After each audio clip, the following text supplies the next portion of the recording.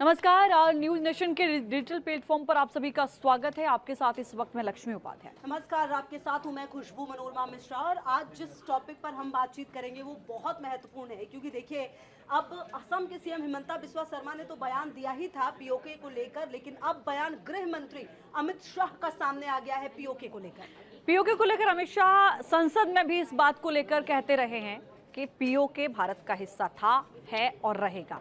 लेकिन आज बात प्रधानमंत्री नरेंद्र मोदी के पूर्वांचल के दौरे की भी होगी। आज बात अखिलेश यादव की, जो केजरीवाल के साथ प्रेस कॉन्फ्रेंस हुई है लखनऊ में, उसकी भी होगी कि आखिर आने वाले दिनों में जिस तरीके की संभावनाएं नजर आ रही हैं महागठबंधन को लेकर, इंडी गठबंधन को लेकर आप कह लीजिए, उसमें क्या कुछ समझ में आता है। क्योंकि पहले कांग्रेस के साथ अखिलेश यादव की बैठक हुई और उसके बाद केजरीवाल लखनऊ पहुंचे और लखनऊ में प्रेस कॉन्फ्रेंस की, जिसमें उन्होंने 4 पॉइंट अपने रखे और कहा कि देखिए, पहला पॉइंट ये है कि प्रधानमंत्री नरेंद्र मोदी इस बार अमित शाह के लिए वोट मांग रहे हैं। 75 साल के हो जाएंगे सितंबर में और उसके बाद वो जो है अमित शाह को प्रधानमंत्री बनाएंगे अगर वो जीते तो। दूसरा, उन्होंने कहा कि योगी को हटा दिया जाएगा। तीसरा, उन्होंने ये भी कहा कि देखिए, जो अब तक के चुनाव हुए हैं उनमें लगता है कि बीजेपी सिमट गई है। इस तरीके के उन्होंने अपनी बातें उस प्रेस कॉन्फ्रेंस के अंदर रखी।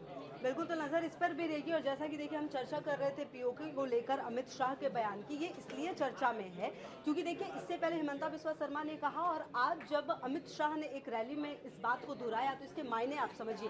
क्योंकि लगातार अमित शाह ये कहते रहे हैं कि पाकिस्तान अधिकृत कश्मीर जो है वो भारत का है, उसे हम लेकर रहेंगे। और साथ ही उन्होंने जिक्र किया कि किस तरीके से अभी के जो हालात है, जो अभी की तस्वीरें पीओके से आ रही हैं, वहाँ के लोगों पर किस तरह से जुल्म हुए हैं, किस तरह से अल्पसंख्यकों की संख्या में लगातार कमी आई है, वहां पर उनके साथ जुल्म हो रहा है। और इसीलिए ऐसे में जरूरी हो जाता है कि वहां पर भी एक्शन लिया जाए। और इसीलिए जब हम 400 प्लस लेकर आएंगे तो इस तरह की नीतियों के साथ आएंगे कि पीओके भी हमारे साथ होगा। हालांकि देखिए, अब कितनी सीट आएगी ये तो 4 जून को पता चलेगा, लेकिन 4 जून को जब सीट आएंगे तो उसके बाद किस तरीके की नीति के साथ जो बीजेपी है वो काम करने वाली है, धीरे धीरे साफ होता हुआ नजर आ रहा है। बिल्कुल, देखिए, पीएके को लेकर साफ तौर पर गृह मंत्री अमित शाह ने संसद में भी कहा था कि आप क्या कहते हो कि हम अग्रेसिव हो जाते हैं, हम जान भी दे देंगे इस पीओके के लिए। पीओके भारत का हिस्सा था, है और रहेगा। पिछले दिनों ही आपने देखा होगा पीओके से कुछ ऐसी तस्वीरें सामने आई जहां पाकिस्तान की जो पुलिस थी उसको खदेड़ दिया गया वहां के लोगों की ओर से। किस तरीके से वहां पर लोगों पर अत्याचार हो रहे हैं, वहां पर किस तरीके से जुल्म ढाए जा रहे हैं सेना के द्वारा, वहां की पुलिस प्रशासन के द्वारा, वो सब ने देखा है। तो पीओके का मुद्दा, सवाल ये है कि क्या अब गृह मंत्री के इस बयान देने के बाद आने वाले चरणों के लिए यह मुद्दा एक महत्वपूर्ण होगा?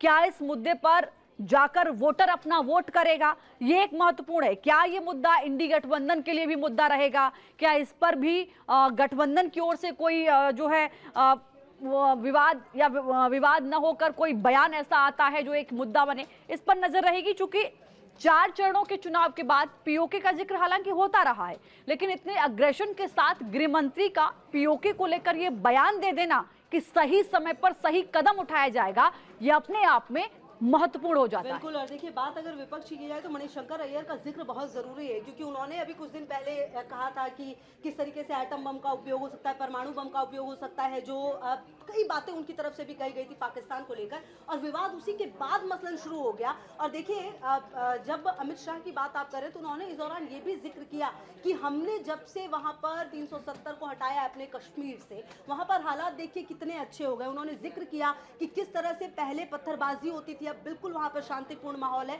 और हमारी कोशिश यही होगी कि पीओके में भी ऐसा ही हो। तो देखिए, मंशा जो है वो साफ कर दी गई है। अब बात यह है, जैसा कि हम विपक्ष की चर्चा कर रहे हैं, तो विपक्ष की तरफ से जो बड़े और जनप्रतिनिधि हैं उनकी तरफ से क्या बयान आते हैं, क्योंकि देखिए विपक्ष में तो यही हो रहा है आजकल कि सैम पित्रोदा कुछ कहते हैं तो कहा जाता है व्यक्तिगत बयान है। अब मणिशंकर अय्यर ने कहा तो कहा गया व्यक्तिगत बयान है। तो व्यक्तिगत कुछ नहीं होता, असर तो पूरी पार्टी पर पड़ता है, लेकिन बड़े नेताओं की तरफ से किस तरह की बात सामने आएगी ये देखना बेहद महत्वपूर्ण होगा, खास करके तब जब गृह मंत्री ने इतना बड़ा बयान दिया है। बिल्कुल ठीक कहा, गृह मंत्री का ये बयान अपने आप में बेहद महत्वपूर्ण हो जाता है, लेकिन ये भी देखना होगा कि पीओके बीजेपी के लिए हमेशा से एक मुद्दा था। बीजेपी की ओर से भी ये कहा जाता रहा है, और जब तक ये सॉल्व नहीं हो जाएगा तब तक ये मुद्दा रहेगा।